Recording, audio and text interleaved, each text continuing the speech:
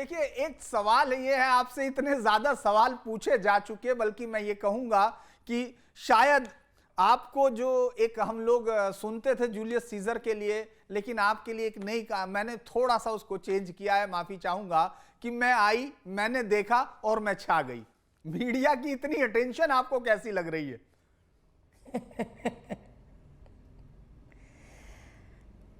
बहुत सच्चा लग रहा है। मैं अच्छा नहीं कहूँगी, सच्चा लग रहा है, क्योंकि ये मीडिया एकमात्र ऐसा एक माध्यम है जिससे सारा देश और दुनिया को सच जानने का हक है। और जब ये माध्यम अपना काम करते चले जाता रहता है, तब सूरज के किरणों के जैसा सच्चाई भी फैलते चली जाती है। बहुत ही अच्छा लग रहा है मुझे। आज उस मीडिया की शक्ति से मैं जुड़ गई हूँ, सच्चाई को चारों ओर बिझाने के लिए। अच्छा, आप हैदराबाद में वोट मांग रही हैं भाग्यनगर के लिए, कुछ असमंजस नहीं लग रहा है? क्योंकि हैदराबाद में बीजेपी एक विजय लक्ष्मी की तलाश कर रही थी, और भाग्यनगर में जो है एक उसको नाम को भाग्यनगर एक शहर को तलाश कर रहा है। क्या दोनों मिल गए हैं आपके रूप में? लक्ष्मी का अष्टरूप होते हैं, उसमें भाग्य लक्ष्मी भी है, धैर्य लक्ष्मी भी है, विजय लक्ष्मी भी है। तो अब की बार हम सारे अष्ट लक्ष्मियों का एक लक्ष्मी बनाकर विजय महोत्सव मनाएंगे। आपने इस सीट को, जैसे जब आपका नाम आया, देखिए मैं इसलिए पूछ रहा हूं क्योंकि ये सब चीजें दर्शक जान चुके हैं, लेकिन मैं ये सोच रहा हूं तब से कि आपने असदुद्दीन ओवैसी को हराने का जो प्लान बनाया है वो कोई आसान तो नहीं है। वो नहीं लगता कि 2 मार्च को एक नाम आया और आपने तैयारी शुरू कर दी हो, ऐसा तो नहीं लगता। विश्वेश्वर नाथ की आप बहुत ही भक्त हैं, श्रद्धा उन पर बहुत रखती हैं। एक बात जरूर दर्शकों को बताइए कि आपने ये सोचा कब था कि आप असदुद्दीन ओवैसी को हरा सकती हैं? बात जीत या हारने की नहीं था। मेरे बचपन से ही असदुद्दीन ओवैसी जी या AMIM के बर्ताव पर काफ़ी अलग किस्म की सोच विचार था। अच्छा कभी नहीं लगा मुझे, क्योंकि हम उस इतिहास के भागीदार रह चुके हैं जहाँ पे हमने बहुत बार कर्फ्यू, दंगा फसाद देख चुके हैं, अलग अलग उम्र के एक युवती के तरह बचपन से लेकर। तो ये मुझे कभी अच्छा नहीं लगा। एज ए पॉलिटिकल पार्टी मुझे इनका व्यवहार, बर्ताव अपने देश के प्रति कभी ठीक नहीं लगा, कभी धर्मबद्ध नहीं लगा। तो ये भावना उनके प्रति कभी भी और ही और बढ़ता गया है। जैसे कि आप देखिए कि वो अगर वोटों को जीतना चाहते हैं तो कभी वो अच्छे बातों की या तरक्की के बात, अभिवृद्धि के बात तो कभी कहते हुए हमने सुना ही नहीं। बचपन से भड़काऊ बातें ही सुनते आए हैं। एक 10 साल की उम्र है, 8 साल की उम्र है, 16 साल की उम्र है, 25 साल की उम्र, आज 50 साल हो गए मुझे। बदलाव तो कहीं दिखा ही नहीं है। उनके पार्टी कभी भी लोगों को जोड़ने की बात नहीं कहती है, लोगों को सिर्फ तोड़ने की बात करती है। आप बताइए, पूरा पाकिस्तान और भारत देश का बंटवारा तो इसी नाम पे तो हो गया था ना, हिंदू मुसलमान का। अभी फिर जब भारत देश बन गया है, हिंदुस्तान बन गया है, अब फिर कौन से फिर बंटवारे के जैसे बात करने लग गए आप? अलग करना है मुसलमान को, उनका वो जो देश में वो बसते हैं उसी देश में आप फिर से एक अलग कर रहे हो, एकत्रित कर रहे हो एक जगह। अब ये देश के लिए आप कहाँ देशभक्त हो गए? आप ऐसा लगता है आप कोई दूसरे देश के आकर इस देश में बसे हो। लगता नहीं कभी भी मुझे वो भारतीय है। आप बहुत बड़ी बात कह रही हैं, लेकिन एक चीज तो आपने पहली जीत तो हासिल की। मिला है, आज तो हमको मौका मिला है सच्चाई को प्रकट करने के लिए। बस जी, मैं एक बात ये समझना चाहता हूं कि अगर आप इसको ये देखती हैं कि बी टीम अक्सर कहा जाता था, तो पहली लड़ाई तो आपने तब जीती जब हैदराबाद को इस देश की सुर्खियों में ला दिया। क्योंकि कोई ये मानता नहीं था। वहां तो भगवंत राव जब जिस तरह से जीत हारे थे 3 लाख वोटों से, और पिछली बार की जो हार का उनका बीजेपी के वोट का अंतर है वो भी नीचे चला गया था, वहां अचानक आप आई और आपने हैदराबाद को पूरे पटल पर लाके रख दिया। और दूसरी कामयाबी आपको तब मिली जब आपने बी टीम आपकी थी और उनको दूसरी तरफ भेज दिया।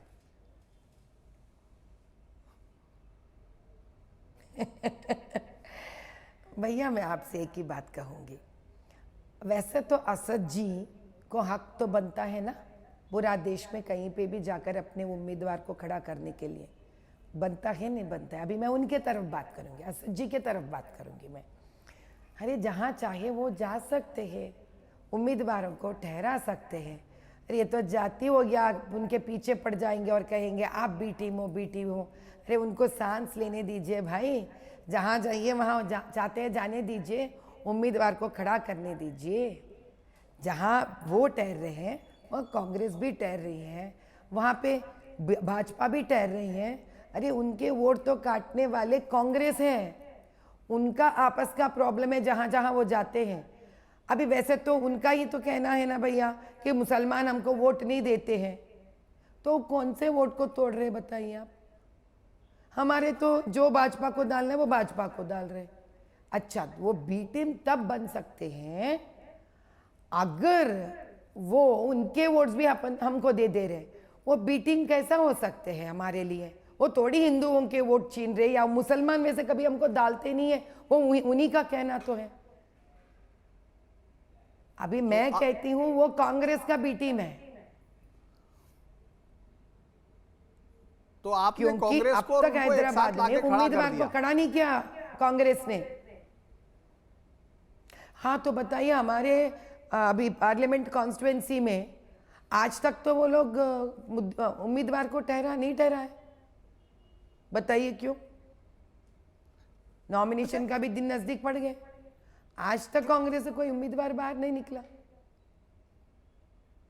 इतने दिन तक वो कहते रहे कि आप जो है आपके लिए कोई चर्चा नहीं थी, लोग ये कह रहे थे कि असदुद्दीन ओवैसी बाहर नहीं निकले और उन्होंने आपका एक भी बार नाम नहीं लिया। लेकिन जब वो आए तो उन्होंने कहा आप मुस्लिम औरतों को बदनाम कर रही हैं, क्योंकि 3 तलाक से लेके तमाम हिजाब और बुर्का, उन्होंने तमाम इश्यूज पर अगर आपका नाम लिया तो पहली बार ये लिया कि आप मुस्लिम औरतों को बाहर बदनाम कर रही हैं। ये किस तरह का पहला बयान आपको लगा?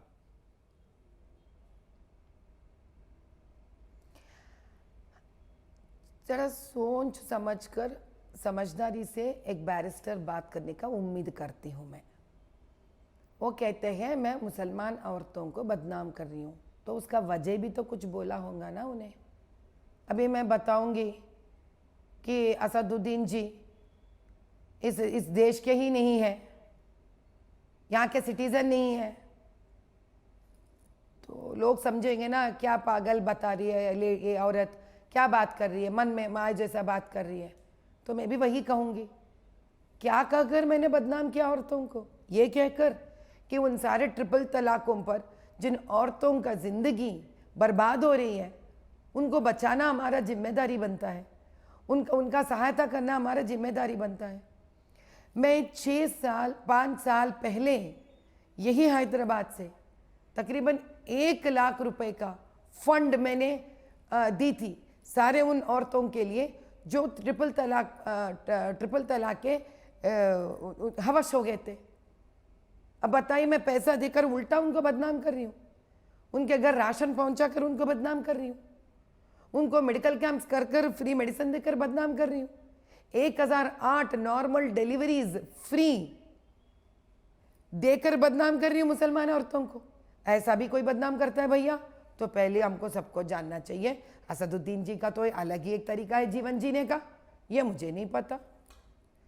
ये जो वहां आपने सवाल उठाया सबसे बड़ा कि भाई इतने लाख बोगस वोटर हैं, लेकिन क्या बोगस वोटर की पहचान जो चुनाव आयोग करता है वो भी फेल रहा?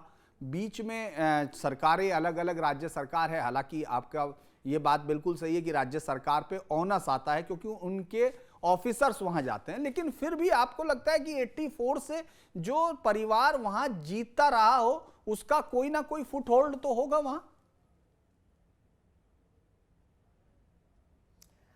हाँ भैया, इसके दो प्रकार के होल्ड है। पहली तो ये है, जब डीलिमिटेशन करवाया गया था तब कांग्रेस के मुख्यमंत्री डॉक्टर राजशेखर रेड्डी यहाँ पे थे। ये हम सब जानते हैं, जब भी कोई गवर्नमेंट यहाँ पे राज्य में आता है वो असदुद्दीन जी से मिल जाते हैं, क्योंकि खुद के दोनों का बहुत ही फायदा होता है। अब ये उसके बारे में बात करेंगे तो एक अलग सीरियल बन जाएगी अपना। जितने जितने ये वक्फ बोर्ड लैंड जब्त कर लिए, आपस में बांट लिए हैं, जिसको दे दिए हैं, घर बना लिए हैं, उसमें अपार्टमेंट्स बना लिए, कॉलोनीज बना दिए, वो एक प्रकार का पूरा एक सीरियल है। आप एक 10-11 एपिसोड्स बना सकते हैं उसके ऊपर। वो मुद्दा बाजू रखते हैं। इन दोनों की दोस्ती में, यानी किसकी, AIMIM असदुद्दीन जी का और कांग्रेस के राजशेखर रेड्डी जी का दोस्ती के अंदर दरमियान ये डीलिमिटेशन में ये लोग बहुत ही बड़ी बदमाशी की है लोगों ने। पूरे जितने भी हिंदू एरिया था, जैसे कि चेवड़ला एक भाग इसमें था, तो इस प्रकार के जो थे, कारवान का एक हिस्सा जहाँ पे अच्छे हिंदू पॉपुलेशन था, ये 2-3 जगह जहाँ पर हिंदू पॉपुलेशन है, डीलिमिटेशन में उसको निकाल दिया गया है। और बहादुरपुरा याकतपुरा का मुस्लिम पॉपुलेशन जहाँ है उसको इसमें ऐड कर दिया गया है, ताकि असदुद्दीन के लिए जीत आसान हो जाए। अभी जितने हिंदू गए और जितने मुसलमान आए, वो नंबर का गफला किया गया है। इलेक्टोरल में गफला और क्या बोलते हैं, बोगस वोट्स ऐड कर कर। क्योंकि डिलिमिटेशन में आपको कैसा पता चलता, आप जब जो भी करना है उसी टाइम पे गफला करना है। थोड़ा भाग तब किया गया था। अब सब क्या समझ रहे थे, नहीं भाई हिंदू एरिया कम हो गया, मुस्लिम एरिया का बढ़ोतरी हो गया, इसलिए इतने सारे वोट से, इसलिए इतने सारे वोट से, तो ताकि लोग उंगली ना उठा सके, वो लोग इसी में मंडराते रहे, ये समझकर नहीं अब ये मुस्लिम डोमिनेटेड एरिया हो गया। फिर बाद में फेज 2, जब मोदी भैया 2014 में उनका, मोदी जी का जो रट चला था, उनका नाम स्मरण चला था, तब ये लोग और डर गए थे कि अरे इतने करने के बावजूद भी मोदी सरकार आ जाएगा। आप बताइए 2014 में ऐसा कैसा एकदम जो आप डिफरेंस देखोगे वोटों का, तकरीबन 4 लाख से बढ़कर वोट्स बढ़ गए थे वहां पर। ऐसा कौन सी दुनिया है कि इतने बच्चे पैदा हो जाएंगे? बच्चे पैदा होंगे तो भी आपको इतने वोटर नंबर तो नहीं आएंगे ना, 18 क्रॉस तो नहीं हो जाएंगे ना। इतने लोग कहां से आ जाएंगे भैया एक कॉन्स्टिट्यूएंसी में? ये एक बिना लोगों के ध्यान में लाते हुए ये लोग आराम से अपने अपने मिलकर कर दिए। जहां पर भाजपा के कार्यकर्ता ने आवाज उठाने की कोशिश बार बार की थी। GHMC को, यहाँ के जो ग्रेटर हैदराबाद म्यूनसिपैलिटी कॉरपोरेशन बोलते हैं इस राज्य का, तब तो समय के आंध्रा था, यानी आंध्र तेलंगाना मिले हुए थे, वो राष्ट्र के बारे में बता रही हूँ मैं। वहाँ का, यहाँ पे तेलंगाना, यहाँ पे जब भी हैदराबाद जो कैपिटल सिटी भी, तब भी हैदराबाद ही था, वहाँ पे यहाँ पे लोकल गवर्नमेंट को भाजपा के लोग बार बार बताते गए, भाई देखिए ये गलत हो रहा है, बोगस वोट्स बढ़ते जा रहे हैं और हिंदू के वोट्स इलेक्टोरल उसमें भी ये लोग GHMC में घटाते जा रहे हैं। भैया ये छोटी मोटी बात नहीं है। ये लोग एक कैसे बोलते हैं, एक वक्त के अनुसार ऐसे करते गए ताकि ये इसके आदी हो जाए हम, और दिमागी तौर पर हम समझ ले ये लोग कैसे भी जीत जाएंगे। इसके अलावा और एक भी बदमाशी करते हैं, हिंदू के वोट्स ऐन वक्त पर फेंक देते हैं। यानी मतलब जैसे कि मैं जिस घर में रहती हूँ, अगर हम 6 लोग रहते हैं तो मेरे बगल का पोलिंग बूथ में 3 वोट जाएंगे और दूसरे कहीं पोलिंग बूथ में 3 वोट्स फेंक देते हैं। उतना क्यों भैया? हमारे यहाँ मलकपेट कॉन्स्टिट्यूंसी में सिंगरेणी कॉलोनी है, उन सारे वोट्स जो वो लोग यहीं पे रहते हैं, लंबाड़ा बंजारन जो ST कहते हैं, उनके वोट 4 किलोमीटर दूर में रहता है। कभी आप सुना है ये बात ऐसा? कहीं दूर, इतने दूर इंसान जाके वोट डालते हुए? और एक काम भी करते हैं लोग, मैं बताते जाऊंगा तो ये कहीं अंत भी नहीं होगा। जिस दिन पोलिंग होता है 144 सेक्शन होता है ना, यहाँ पे उसका अमल नहीं होता है। आप याकुतपुरा बहादुरपुरा की जगह पे जाइए, आप 3 बजे 4 बजे को भी, जैसे एक क्या बोलते ना, ये कोई त्योहार मना रहे कोई, इस प्रकार से गाड़ियां आते रहते जाते रहते रोड के ऊपर, नज़दीक नज़दीक जगहों पे पोलिंग बूथ्स रहते हैं। और एक बात बताती हूँ मैं आपको, ये ऐसे गलियों में रखते हैं जहाँ कम से कम मैं गाड़ी तक नहीं जाती, कार तक नहीं जा सकता। इसका मतलब मैं बाहर ही छोड़कर वहां से पैदल जाना पड़ता है। और एक बात बताती मैं आपको, घरों में रखते हैं ये लोग पोलिंग बूथ्स। आप कितना झेल कर बताइए कोई इंसान सच्ची से धर्मबद्ध वोट डाल सकता है? अच्छा, आप उनकी कमजोरियां तो बता रही हैं। पोलिंग बूथों में तकरीबन हाँ जी। 1000 माइनॉरिटी एरियाज में रहते हैं। और माइनॉरिटी एरिया में अगर हमारा बच्चा एजेंट बैठ भी जाए, इतना डराते हैं उसको कि वो कुछ काम ही नहीं कर पाता है। कभी कभी ये नकारते हैं जाने के लिए, बोलते हैं अम्मा हम नहीं जा सकते, नहीं बैठ सकते वहां पर। अगर वहां का पुलिस को आप बता दें, खुद हमारे ऊपर ही वो लोग पुलिस केस डाल देते हैं। अब ये भी सुना है कहीं आपने? मुझे तो नहीं पता, हमारे यहाँ तो होता ही है। अब जाके आप बोलोगे कैसा आप ऐसे कर रहे हो, तो धमकी स्टेट पुलिस से मिल जाती है। ऐसा कर रहे हो बच्चा, कोई ना केस में तेरे को डाल देंगे। मेरे हिसाब से नया नहीं है ना अपने पास, ये होते रहता है। अच्छा, इन सारी दीवारों को तोड़कर तोड़कर तोड़कर जाऊंगी मैं। आप और पहुंचेंगी, जीत कर ये बात आपका विश्वास बताता है कि आप पूरी ताकत के साथ जुट रही हैं। और ये तैयारी, मैं फिर कह रहा हूं, ये तैयारी कोई 2 मार्च के बाद की तैयारी नहीं है, ये तैयारी आपकी पहले से है, क्योंकि आप ये एक एक चीज इतना आसानी से 15 दिन में नहीं कर रही हैं। लेकिन मैं एक बात और आपसे समझ, आपने उनकी कमजोरी बता दी, जरा आप ताकत बता दीजिए, उनकी ताकत क्या है? असदुद्दीन ओवैसी की ताकत भी आप बता दीजिए। क्या एक उनके भाई भी हैं अकबरुद्दीन ओवैसी, जरा उनकी भी ताकत आप बता दीजिए। भड़काऊ, हाँ जी बता देंगे। दोनों भाइयों का सदियों से आ रहा है, उनके पुरखों से आ रहा है, पुरखों से भड़काऊ भाषण देना। कई बार पुलिस अरेस्ट भी कर चुके हैं इनके दादाजी को भी, जिस प्रकार के भड़काऊ भाषण देते हैं इनके पिताजी भी। ये लोग सिर्फ अनपढ़ मुसलमानों को, गरीब मुसलमानों को एक ही उम्मीद दिला रहे हैं। कभी कभी थोड़ा बहुत पढ़े हुए, जैसे कि 6वीं कक्षा पढ़ा हुआ है, वो 10वीं कक्षा फेल तक जब आ जाता है तो बहुत बड़ी पढ़ाई है उनके लिए ये बात। रिक्शा चलाने वाला बेचारा ऑटो तक पहुंचता है, बहुत बड़ी उनके लिए एक कई साल, 30 साल 40 सालों में रिक्शा चलाने वाला ऑटो चला देता है, तो ये तरक्की क्या कहे, वाह। ऐसे सारे लोगों को इकट्ठा कर कर ये लोग जिस प्रकार के भड़काऊ भाषण देकर उनको यही एक दिल में एक विष का बीज बोझ दिए लोग, ये कहकर कि हम आप लोग इस धरती पे यहाँ पर भारत देश में जी सक रहे इसीलिए क्योंकि मैं मुसलमानों के लिए ठहरा हूं और हिंदुओं के लिए मैं नफरत दिखाता हूं। जितने ज्यादा गालियां ये हिंदू देवताओं को, देवियों को देते हैं, हमारे संस्कार और संस्कृति पे देते आएंगे, ये मुसलमान भाई समझते हैं अरे वाह अकबर भाई में बहुत हिम्मत है, असदुद्दीन भाई में बहुत हिम्मत है, ये लोग देखिए हमारे लिए हिंदुओं को गाली दे रहे हैं। यह है इनकी राजनीति। इनकी राजनीति और एक भी है, औरत को दबा के रखना। क्योंकि अगर आपके यहाँ कोई बड़े हैं, क्योंकि यूपी है तो आपके यहाँ मुसलमान बड़े अच्छे पढ़े लिखे बहुत सारे ऐसे अच्छे सज्जन पुरुष भी हैं मुसलमानों में, उनसे आप पूछ लीजिए। जिस शरीयत के बारे में ये लोग आज बात कर रहे हैं, मुस्लिम पर्सनल लॉ में, जिसमें औरत को ट्रिपल तलाक या औरत को दबा के रखे हुए हैं, ये किसी, मेरे हिसाब से ये फतवा आलमगीरी से निकाला गया है। और बताइए फतवा आलमगीरी किसने लिखवाया है? औरंगजेब ने लिखवाया है।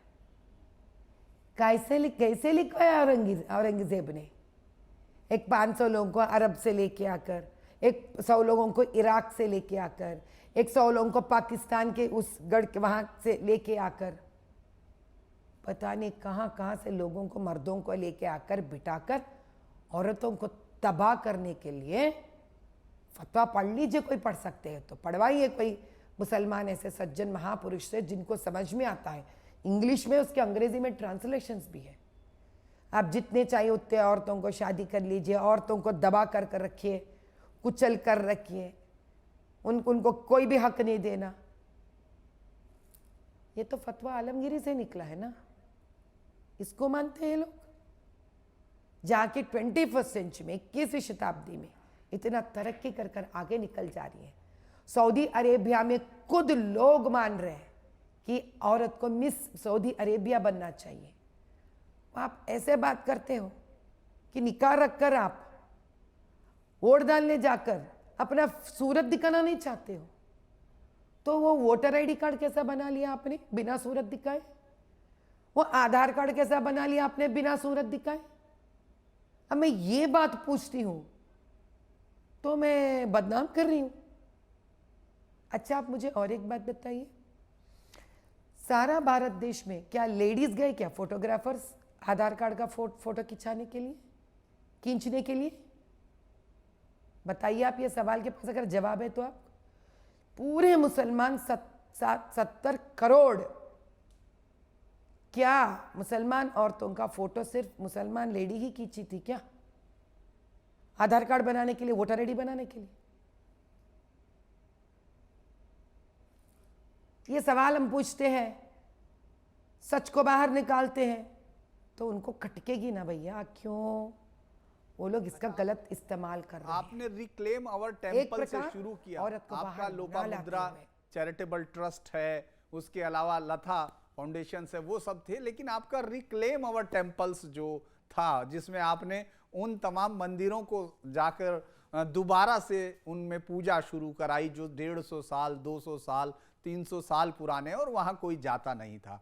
तो उस वक्त जब आपकी छवि सनातनी बनी कि एक कट्टर सनातनी है जिनके पास भाषाई दक्षता है, मतलब भरतनाट्यम की तो आप हैं ही, अब दर्शकों को कोई चीज आपके बारे में दरअसल नहीं पता चलेगी, क्योंकि आपने अपने बारे में इतना ज्यादा, पूरे देश के लोग अब आपके बारे में जानना चाहते हैं।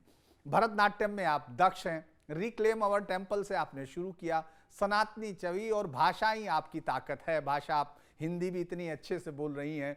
तो आपने जब प्रधानमंत्री मोदी उस समय ढूंढ रहे होंगे, हैदराबाद के लिए तो ढूंढा गया होगा नाम, आपका संपर्क कैसे हुआ बीजेपी से? मतलब आपने कैसे, देखिए आप ये मत कहिए कि आपका नाम अचानक आ गया, मुलाकात तो आपसे हुई होगी, बात तो हुई होगी। अब आपको बताना है दर्शकों को कि आपने कब ये सोच लिया कि आपको इतना बड़ा गढ़ ढहा देना है। भैया, हम तो रामचंद्र का नाम लेकर निकलने वाले हैं, शंकर भगवान का आराधना कर कर आगे बढ़ने वाले हैं, माता रानी का निरवधिक मंत्र जप करने वाले। हमको झूठ बोलने की क्या ज़रूरत है? हमने कभी भी कोई भाजपा पार्टी में नहीं आए थे, हम कभी भी मोदी भाई को नहीं देखे थे। बस आप जैसे सुने भैया, हम भी हमारा नाम वैसे ही सुने। क्या इतना हक नहीं बनता प्रधानमंत्री जी को आम जनता से किसी को चुनने के लिए, उनका काम देकर? बताइए तो सही। आपको तो मालूम है प्रधानमंत्री जी कैसे सोचते हैं, फटक बोलकर एक निर्णय लेते हैं प्रजा के लिए, बिल्कुल नहीं सोचते हैं कि इसका ये क्या है, अगर इसमें सच है तो आगे बढ़ते रहते हैं प्रधानमंत्री जी। उनको प्रजा का संरक्षण करना, प्रजा का सेवा करना, देश को आगे बढ़ाने के अलावा उनको मेरे हिसाब से शायद कुछ भी नहीं रहता है। इसीलिए अपने निर्णय इतने क्या बोलते हैं, एकदम बढ़िया निर्णय लेते हैं, दम भरे निर्णय लेते हैं। जब मुझे चुने थे वो, मुझे भी नहीं मालूम था वो मुझे चुन रहे थे। मैं आपको मान लेता हूं कि आप एक बहुत बेहतर पॉलिटिशियन है, सुलझी हुई पॉलिटिशियन है। आपको एक सवाल मैं दरअसल समझना चाह रहा हूं कि अगर प्रधानमंत्री मोदी एक बहुत बड़ी ताकत है, तो आपको भाग्यनगर में पिछली बार मुख्यमंत्री योगी की जो रैलियां थी, आपको लगता है कि इस बार भी आप उनसे रैली की उम्मीद कर रही हैं?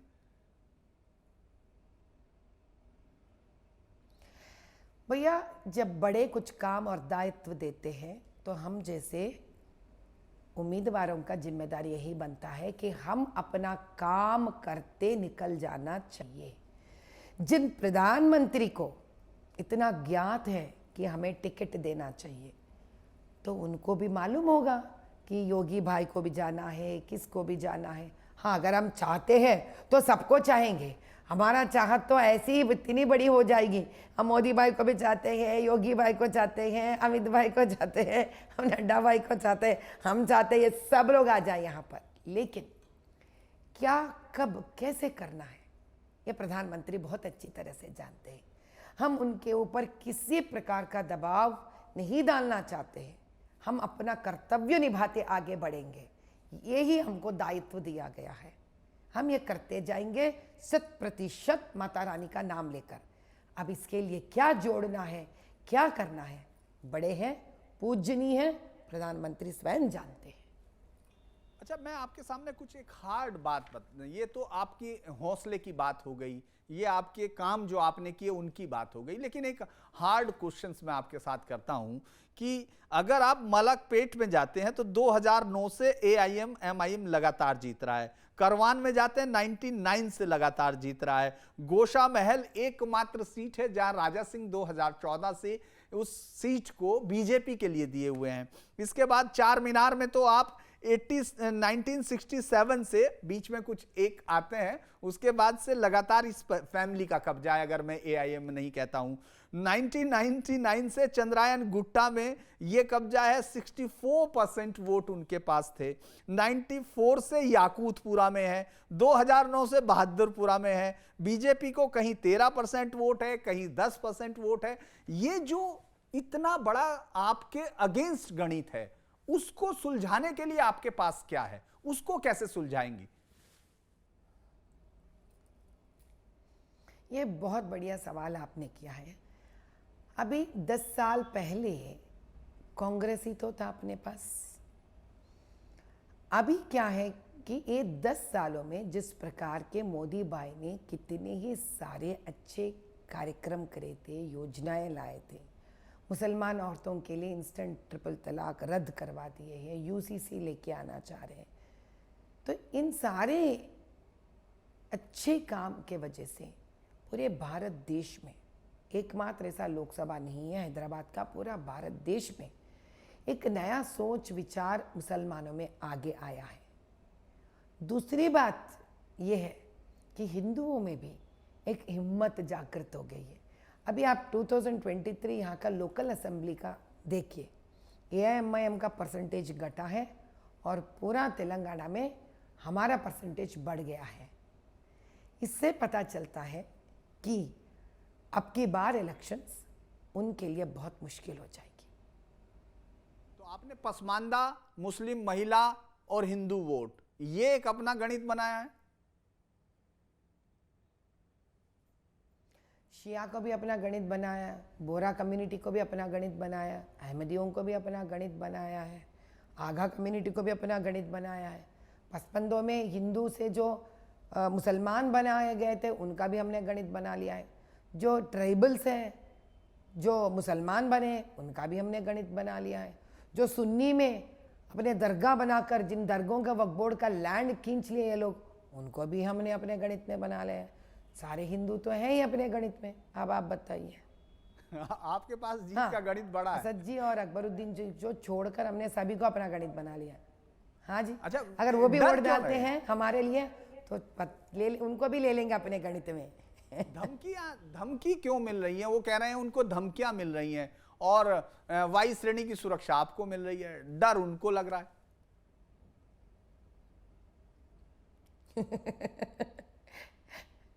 भैया अब इसके लिए मुझे एक नया समाधान आ रहा है, सुनिए आप। इतने सालों से तो वो कभी नहीं कहे थे ना उनको धमकियां मिल रहा है नहीं बात सही? कभी आप सुना है? नहीं सुना है। अब वो कह रहे हैं उनको धमकियां मिल रहे हैं, औरत से धमकी मिल रहे हैं उनको। इतने कमजोर हो गए उन, मैं आई तो उनको धमकी मिल रहा है। अभी तो सोचने की बात हो गई, क्योंकि मैं तो नहीं कही कभी भी मुझे धमकी मिल रहा है उनसे। अब उनको लगता है कि मैं आने से उनको धमकी मिल रही है। भैया ये तो बहुत बड़ी सोचने की बात है कि वो एक औरत पे इल्ज़ाम लगा रहे हैं कि धमकी दे रही है। जैसे कि वो कहते हैं मैं उनके मुसलमान औरतों को बदनाम कर रही हूँ, तो वो भी तो मुझे भी बदनाम कर रहे हैं ना।